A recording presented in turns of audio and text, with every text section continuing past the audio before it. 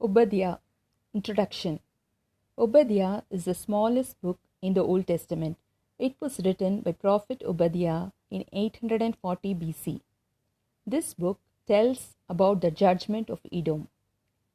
The name Obadiah means servant of God. The enmity began with the twin brothers Jacob and Esau, the sons of Isaac. Jacob went on to be the founder of the nation of Israel. Esau, a born hunter, moved southeast to a desolate mountain country. He founded the nation of Edom. Their descendants continued the quarrel. Over hundreds of years, the two nations battled repeatedly and the Edomites raided Israel often. Obadiah predicts poetic justice for the proud Edomites. Their treachery towards Judah repaid with treachery from their own allies. Their robbery repaid with robbery. Their violence with violence. Their love for destruction with utter destruction. Obadiah predicts that downtrodden Israel will rise again, while Edom will disappear from the face of the earth.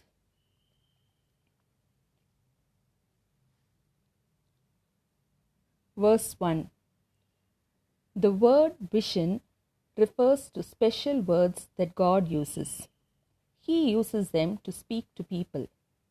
The prophecy is about a terrible event that would happen to Edom. It is a declaration of war against Edom from the Lord. It is God's counsel and decree.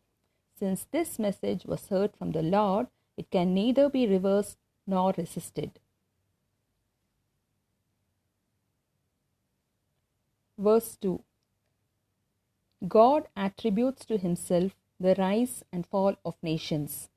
God, by his justice, is going to make Edom small in size and in value. The people thought that they were better than other people. Edom will now be despised and looked upon with contempt as an unfaithful nation. Verse 3. The Edomites were proud of their wealth and riches and of their military skill. Selah was the chief city of Edom. They had cut this city out of rock. It was high up in the rock, so they could hide themselves there.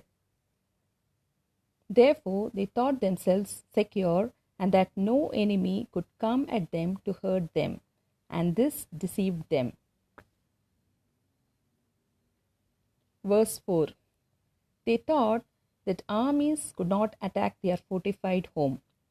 They dwelt in the clefts of the rock as an eagle in her nest, and their high habitation was so high and so exalted above their neighbors, which was a matter of their pride. As an eagle flies high, so Edom's people were high above their enemies. They were high above them as the stars are high in the sky, and there they made their nests. They failed to realize that God can easily lay those low that have magnified and exalted themselves. Verse 5. Here the writer imagines the thieves have attacked Edom.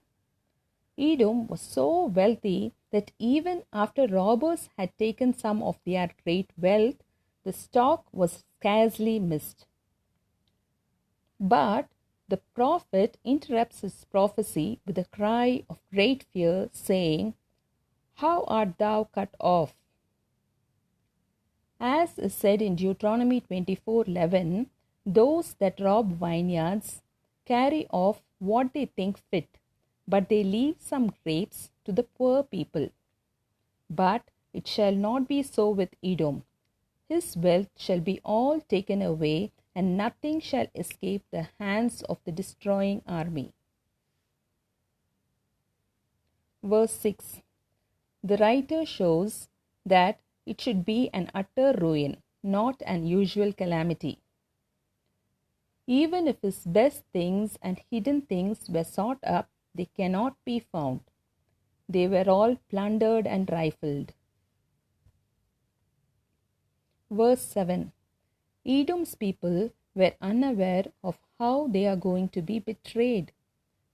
Edom believed that their friends would help him. They had deceived her and prevailed against her. Still, Edom had no understanding of what is happening because she trusted in her own strength and bounty. Pride and self-confidence betrayed Edom to his fall. Verse 8. Edom had been famous for great statesmen and men of learning. In all treaties, they used to outfit their neighbors. Wise men, being destroyed, are a forerunner of destruction.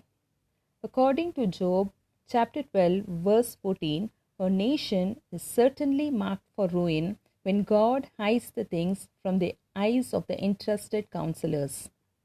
As is said in Proverbs chapter 11, verse 14, where there is no counsel, the people fall, but in the multitude of counselors there is safety. Here, Mount of Esau means the country of Edom. That day means the day of the judgment for Edom. On that day, God will destroy everything in which Edom trusted. This includes their wealth, wisdom, armies, and the help they got from their other nations.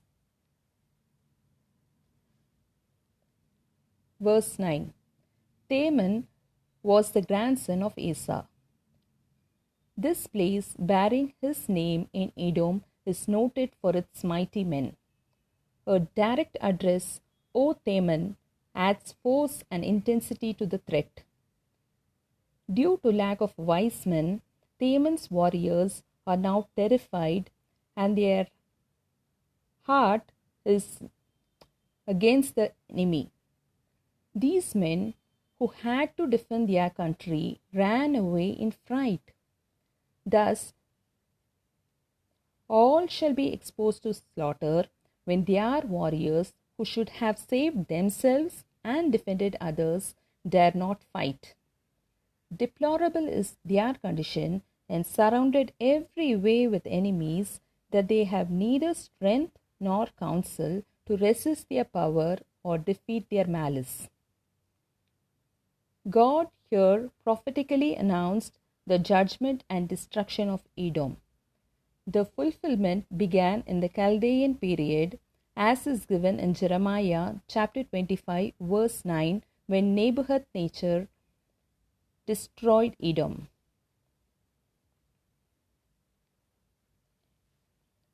Verse 10. In verse 6, there is a reference to Esau. This links to the use of his brother's name Jacob in verse 10. Since they were twins, their kindness should have still run through the blood and kindred. It is a great sin to be cruel and false to the brother. So, both God and man shall pour shame upon her. As is also said in Ezekiel chapter 35, verse 9, her name shall be retained with condemnation, and her end shall be a shame too. Verse 11. Edom not only did not help his brother when he could, but also assisted his foes against him. When the Chaldeans cast lots to determine when and where they should attack Jerusalem, Edom was part of them. Edom, in the attitude of hostility, came in for her share of the booty. He was one of them and gazed on the calamities of God's people. Verse 12. In the day of Judah's distress, the Edomites considered Judah worse, and they spoke proudly against them.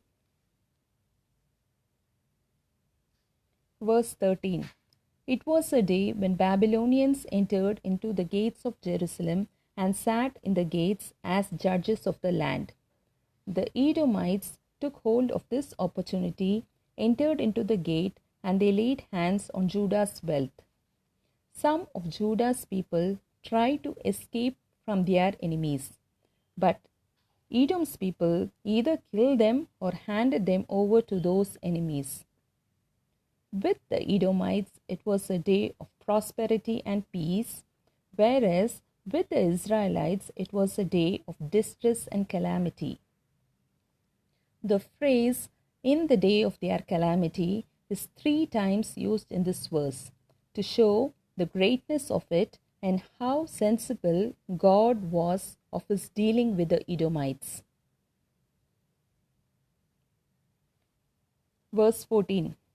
When the victorious sword of the Chaldeans was making bloodshed among the Jews, many made their escape and were in a fair way to save themselves by flight.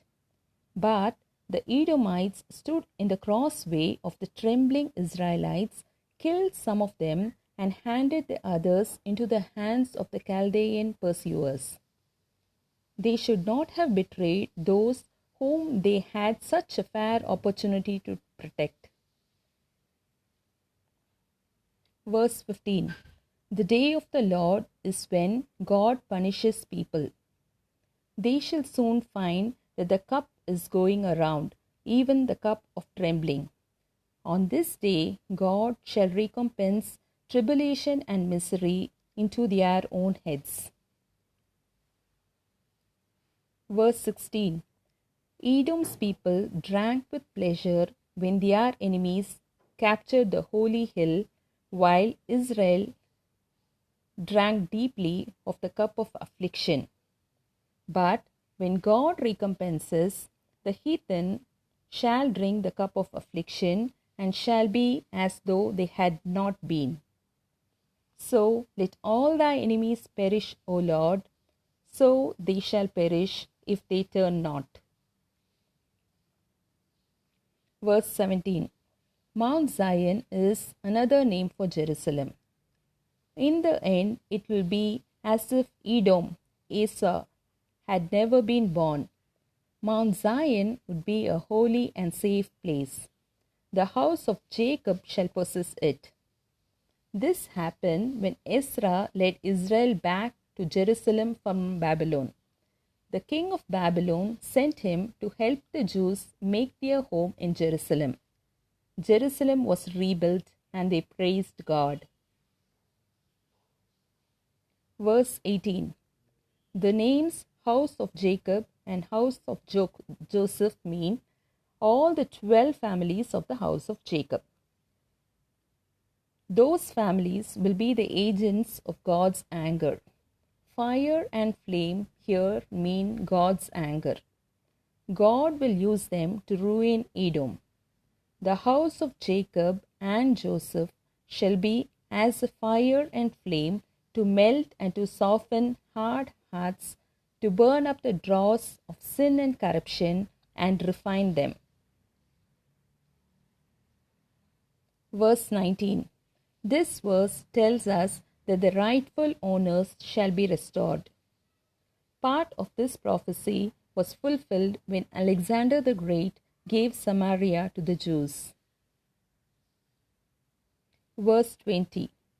The Canaanites possessed Israel as far as Zarephath.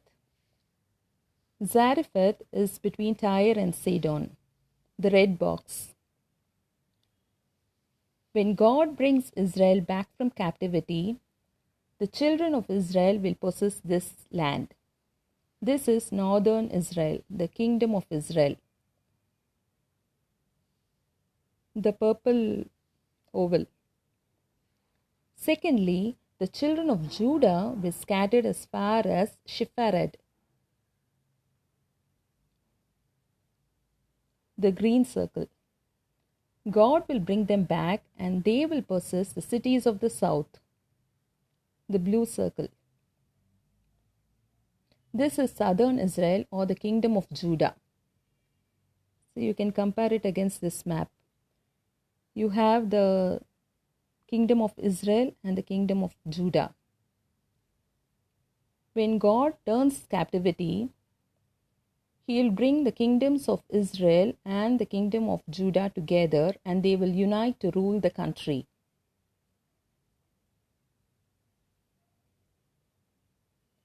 Verse 21.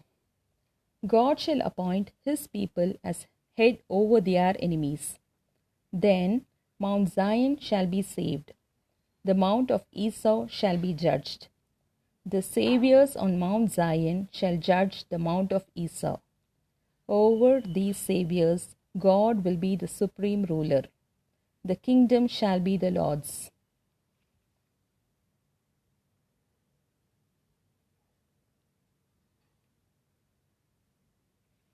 Questions.